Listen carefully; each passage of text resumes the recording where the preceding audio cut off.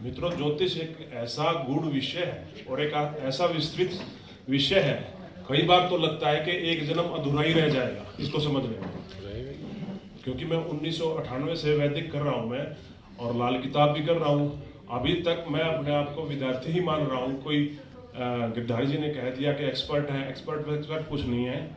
यहाँ एक से एक विद्वान देखें, इनके विचार सुने, तो मैं तो कुछ भी नहीं हूँ उनके आगे। तो मेरा मानना यह है कि वैसे किसी भविष्य के गर्भ में झांकना बहुत ही टेढ़ा काम है किसी ज्योतिषी के लिए। उसके लिए एक से ज्यादा विद्याओं में पारंगत होना बहुत जरूरी है। एक ज्योतिषी की स्थिति एक युद्ध क्षेत्र में जैसे एक योद्धा होता है, वो जब शत्रु दूर होता है तो वो भाले से वार करता है, जब शत्रु पास आता है तो वो तलवार से वार करता है, और जब शत्रु को उसको पकड़ लेता है तो खंजर से वार करता है। इसी तरह मेरा मानना है कि एक ज्योतिषी के पास एक्सपर्ट तो एक विद्या में हो, लेकिन ज्ञान सभी विषयों पे होना चाहिए, तभी वो अपना आगे रास्ता बना पाएगा। आज मेरा एक विषय यह है, कुंडली में सबसे बड़ा जो ग्रह होता है, राजा ग्रह माना गया है, वो लगन में बैठा हुआ ग्रह है। मैंने इतना अध्ययन किया है कुंडलियों के ऊपर। अब मैंने सोचा कि भी दूसरे नंबर का ग्रह कौन सा है जो हमारे जीवन को पूरा प्रभावित करता है। तो इसी विषय पर मैं अपना प्रकाश डाल रहा हूं। मेरा मानना यह है कि मित्रों, जो तीसरे भाव में बैठा हुआ ग्रह है वो व्यक्ति के जीवन को बहुत ज्यादा प्रभावित करता है।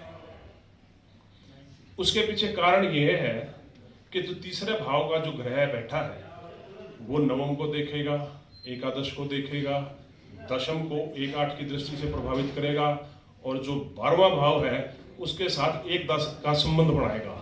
और अष्टम से अष्टम होने के कारण आप ये देखिए, तीसरे भाव में बैठा हुआ जो ग्रह है 8वें भाव से लेकर 12वें भाव को कवर कर देता है।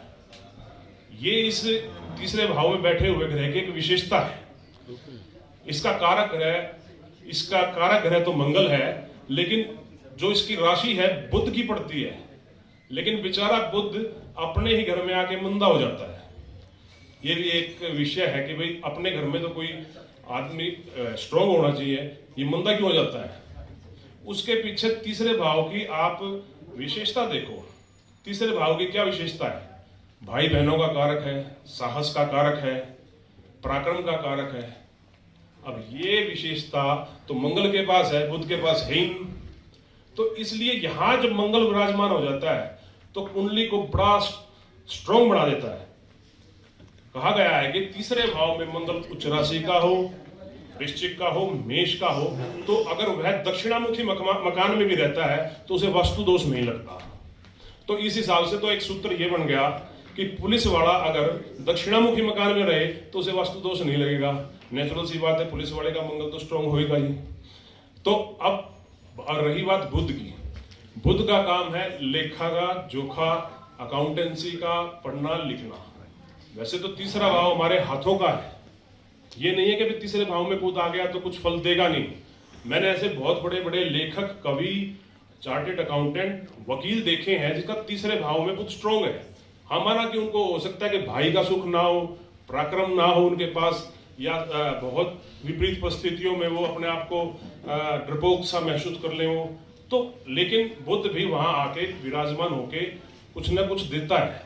वैसे तो सारे ग्रह यहाँ पर अच्छे माने गए हैं, लेकिन जो क्रूर ग्रह हैं वो व्यक्ति को साहस देते हैं, वो व्यक्ति को हिम्मत देते हैं, जबकि शुभ ग्रह यहाँ आकर आदमी को थोड़ा सा डरपोक बना देते हैं। तभी यहाँ केतु को भी मंदा माना गया है और बुध को भी माना गया है मंदा, जबकि क्रूर ग्रह यहाँ बहुत अच्छे माने गए हैं। शनि है, राहु है, सूर्य है, मंगल है, क्योंकि यह व्यक्ति पराक्रमी, यहाँ बैठा हुआ ग्रह पराक्रमी बनाएगा व्यक्ति को, उसका समाज में दायरा बनाएगा।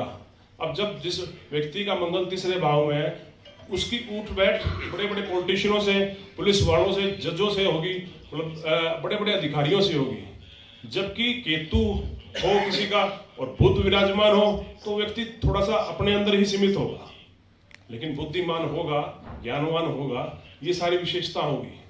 अब मित्रों, जब हम हाथ पे ये लाल रंग का जो धागा बांधते हैं, इसके पीछे भी रीजन ये है कि लाल रंग मंगल का होता है, और तीसरे भाव में हम मंगल को अपना एक्टिवेट करते हैं। तो अब 8 से लेके 12 भावों को एक्टिवेट करने के लिए तीसरे भाव के ग्रह की कितनी महत्वपूर्णता है आपको पता लग गया होगा। और इसकी एक रेमेडी सिर्फ यही है कि आप हाथ में ग्रह के हिसाब से उसके मित्र धातु का कड़ा पहना जाए तो अच्छा रहेगा। जैसे कि चांदी का कड़ा पहनना, तांबे का कड़ा पहनना और स्टील का कड़ा पहनना। तो इस प्रकार हम देखते हैं कि लगन के बाद तीसरे भाव में बैठा हुआ ग्रह कितना प्रभावशाली रहता है। आदमी के जीवन का आखिरी पलों का भी कारक माना गया है कि अष्टम से अष्टम होने के कारण जब तीसरा भाव और 12वां भाव आपस में कनेक्शन कर लेता है तो विदेशवास करवा देता है। इसके पीछे रीजन ये है, तीसरा भाव जो है चतुर्थ से 12वां है और 12वां भाव लगन से 12वां है तो उसका स्थान परिवर्तन करा देता है। तीसरा भाव अष्टम से अष्टम होने के कारण हमारे मृत्यु के आखिरी दिन का भी भाव माना गया है। तो इस प्रकार मेरी जो गणना है यह है कि लगन के बाद अगर कोई ग्रह हमारी कुंडली में प्रभावशाली है, वो तीसरे भाव में बैठा हुआ ग्रह है। तो इसी के साथ मैं अपना वक्तव्य समाप्त करता हूं। आप सभी लोगों ने बड़ा ध्यानपूर्वक सुना, आप सभी लोगों का धन्यवाद।